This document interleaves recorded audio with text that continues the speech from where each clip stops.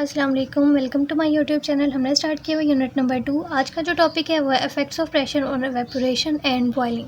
Basically हमने देखना है कि एक प्रेशर का अफेक्ट क्या होगा एवेपोरेशन पर भी और बॉइलिंग पर भी।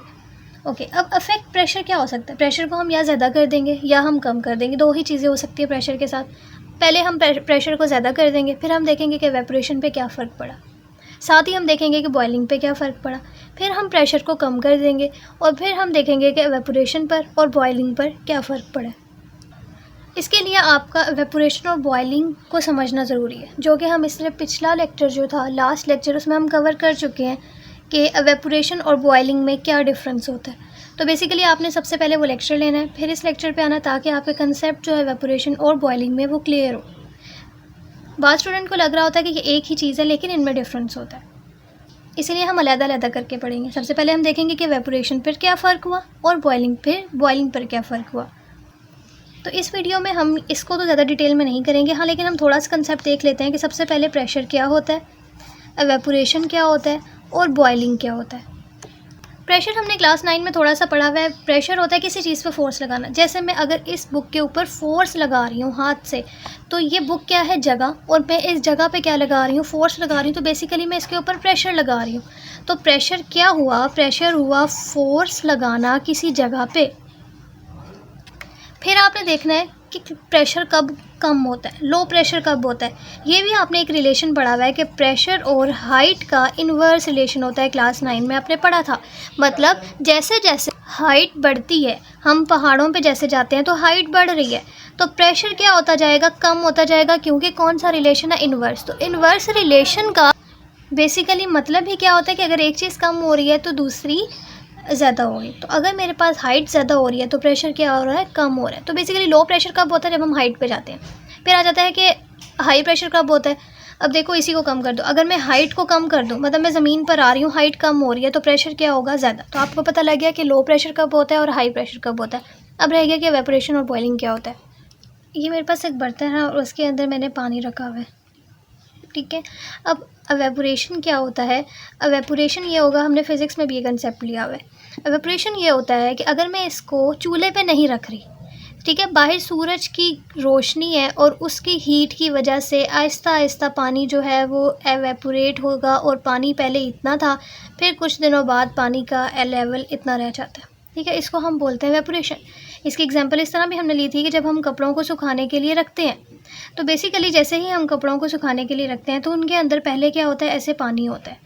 फिर क्या होता है कि आहिस्ता आहिस्ता पानी निकल के बाहर चला जाता है, एवेपोरेट हो जाता है, तो कपड़े सूख जाते हैं, ठीक है। तो एवेपोरेशन क्या होती है, वो किसी भी टेम्परेचर पर हो सकता है।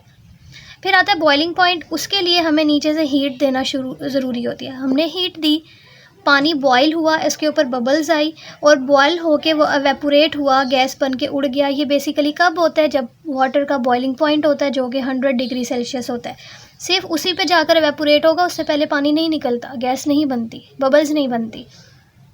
तो बेसिकली बॉइलिंग पॉइंट सिर्फ 100 पर जाकर होता है, और जो एवेपोरेशन है वो आहिस्ता आहिस्ता करके किसी भी टेम्परेचर पर पानी जो है वो निकल जाता है। अब हमने ये देखा कि जब हमारे पास प्रेशर कम होता है, मतलब लो प्रेशर पर एवेपोरेशन बढ़ जाता है। ये कौन सा रिलेशन हुआ, एक चीज़ कम हो रही है, दूसरी ज़्यादा, इन्वर्स। तो इसका मतलब कि प्रेशर और एवेपोरेशन का इन्वर्स रिलेशन होता है। इसी तरह जब हाई प्रेशर हुआ, एट हाई प्रेशर, तो एवेपोरेशन क्या हो गया, डिक्रीज़ हो गया, ठीक है, क्योंकि कौन सा रिलेशन है, इन्वर्स है। देखो, मैंने कहा कि प्रेशर और एवेपोरेशन का कौन सा रिलेशन है, इन्वर्स। मैंने प्रेशर को कम कर दिया, ठीक है, मैं हाइट पे गई, प्रेशर कम हो गया, प्रेशर कम हुआ तो एवेपोरेशन ज़्यादा हो गई। कैसे? इसकी रीज़न भी देनी है। ये मेरे पास एक पानी है, ओके। अब अगर प्रेशर हम एटमॉस्फेरिक प्रेशर लेते हैं। अब एटमॉस्फेरिक प्रेशर कौन सा होता है, जो इर्द गिर्द की एयर होती है वो प्रेशर जब लगाती है, 9th क्लास में पढ़ा हुआ है।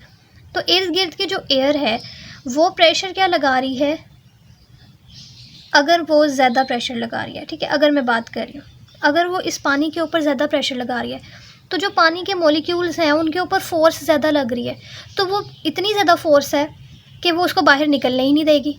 जब बाहर नहीं निकलेंगे तो एवेपोरेशन नहीं होगी, ठीक है। तो इसीलिए जब प्रेशर बहुत ज़्यादा हो जाता है तो एवेपोरेशन क्या होती है, कम। तो मतलब प्रेशर ज़्यादा हो गया तो एवेपोरेशन क्या होगी, कम। इसी तरह मैं अगर सिचुएशन ले लूँ कि जो बाहर से प्रेशर लग रहा है वो बहुत कम लग रहा है, तो फिर अब तो मॉलिक्यूल्स आसानी से बाहर जा सकते हैं ना, अब वो बाहर ज़्यादा जा रहे हैं।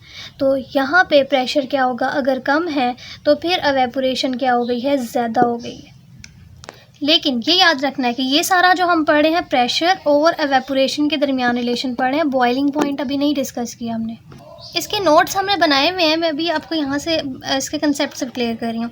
तो बेसिकली जब हमारे पास प्रेशर कम है तो एवेपोरेशन ज़्यादा हो रही है। क्यों ज़्यादा हो रही है, क्योंकि जो आपके पास there is less pressure exerted on the liquid surface, क्योंकि प्रेशर जो सरफेस पर लग रहा है लिक्विड की सरफेस पे, पानी की सरफेस पर, वो कम लग रहा है, making it easier for molecules to escape into the vapour phase. इसीलिए जो मॉलिक्यूल्स हैं, पानी के जो मॉलिक्यूल्स हैं, क्योंकि उनके ऊपर प्रेशर कम लग रहा है तो वो जो पानी के मॉलिक्यूल्स हैं वो आसानी से बाहर निकल के जा सक रहे हैं और क्या बन रहे हैं, वेपर्स बन रहे हैं, गैस बन रही है। तो इसी को क्या बोलते हैं, एवेपोरेशन। इसीलिए मैंने यहाँ पर आप देख सकते हो एग्जांपल है। एग्जांपल क्या है कि अगर हम पानी को एवेपोरेट करना रखें ना तो वो पहाड़ों पे जाके जो जल्दी से एवेपोरेट हो जाएगा, और क्योंकि वहाँ पे प्रेशर जो होता है वो कम होता है। अब देखो यहाँ पर एक कंसेप्ट था कि अगर पानी फ़ौरन से एवेपोरेट हो गया तो बॉइलिंग पॉइंट तो बहुत देर से जाकर होता है ना, तो इसका मतलब पानी बॉयल भी क्या हो जाएगा, जल्दी हो जाएगा, क्योंकि एवेपोरेशन तभी होती है ना जब पानी ऐसे बाहर निकलने लगे, गैस बन के निकलने लग गया, तो बॉइलिंग पे भी गैस बनती है। तो इसका मतलब बॉइलिंग पॉइंट अब 100 पे जाकर नहीं होगा, अब बॉइलिंग पॉइंट क्या हो गया, जल्दी पानी बॉयल हो जाएगा, बॉयल भी क्या हो जाएगा, जल्दी होगा। तो इसका मतलब जो बॉइलिंग पॉइंट ज़मीन पे 100 डिग्री सेल्सियस होता है, देर से जाकर आता है, अब वो बॉइलिंग पॉइंट जो कहीं कम हो जाएगा। ठीक है, तो बेसिकली हमने पढ़ा कि प्रेशर का इन्वर्स रिलेशन है एवेपोरेशन के साथ, कि जब बाहर से प्रेशर कम लगेगा, तो जब प्रेशर कम लग रहा है तो पानी जल्दी से ज़्यादा एवेपोरेट होकर क्या चला जाएगा, बाहर चला जाएगा। इसी तरह अगर बाहर से प्रेशर जो है वो ज़्यादा लग रहा है, बहुत ज़्यादा लग रहा है, तो फिर कुछ ही मॉलिक्यूल्स ऐसे होंगे जो बाहर जा सकेंगे, ज़्यादा नहीं जा सकते। इसी तरह बॉइलिंग पॉइंट जो है, अब देखो जल्दी से सारे मॉलिक्यूल्स अगर बाहर जाने लग गए हैं तो इसका मतलब पानी जल्दी बॉयल हो गया, और अगर पानी जल्दी बॉयल हो गया तो जो ज़मीन पर 100 पे जाकर बॉयल होना था अब यहाँ पर कोई 70 पे बॉयल हो गया, तो बॉइलिंग पॉइंट क्या हो गया, कम हो गया।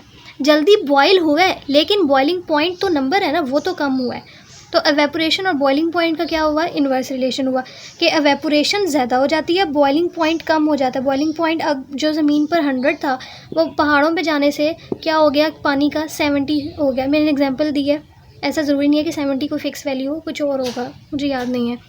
यहाँ पर बॉइलिंग पॉइंट अब क्या हो जाएगा, कम हो जाएगा।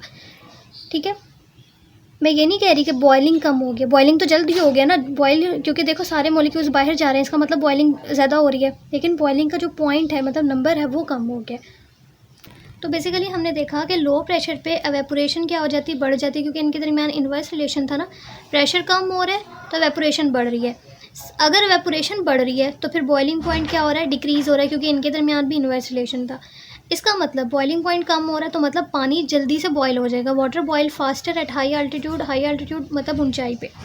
तो रीज़न क्या है कि जो लेस एयर प्रेशर है make it easier for molecules to escape into gas.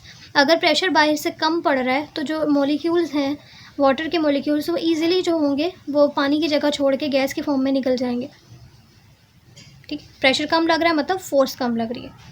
फिर हाई प्रेशर आ जाता है। अब हाई प्रेशर है, प्रेशर ज़्यादा हो रहा है तो एवेपोरेशन कम हो रही है, एवेपोरेशन कम हो रही है तो फिर बॉइलिंग पॉइंट बढ़ रहा है। अब मतलब पानी आसानी से बॉयल नहीं होगा। ठीक है, ज़मीन पे बॉइलिंग पॉइंट तभी 100 डिग्री सेल्सियस होता है, क्योंकि प्रेशर जो होता है वो ज़्यादा होता है। तो in a pressure cooker food cook faster. तो molecule pushes down on the liquid, so particle need more heat to change into gas. ठीक है, तो बेसिकली इसके ऊपर प्रेशर जो होता है बहुत ज़्यादा लग रहा होता है, इस वजह से बाहर मॉलिक्यूल्स एस्केप नहीं कर पाते। I hope you understand this lecture. Thank you so much for watching. Allah Hafiz.